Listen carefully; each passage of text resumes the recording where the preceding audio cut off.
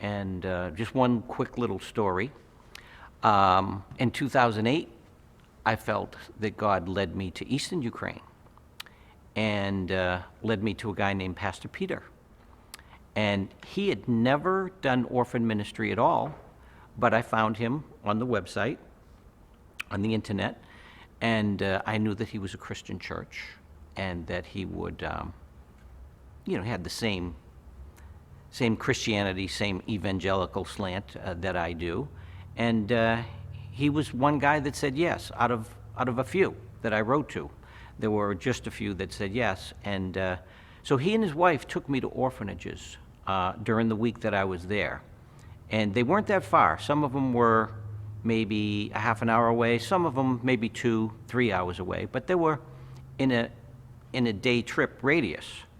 And at the end of that trip, the pastor's wife, Natasha, she got up in front of the church and she said, "We've spent a week with Alfred going to orphanages, and I have to repent because we've never done this before.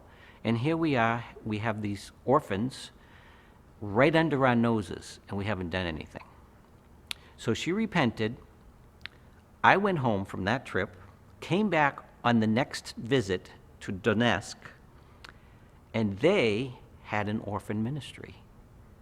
They put together plays in a theatrical group, and that's where we went.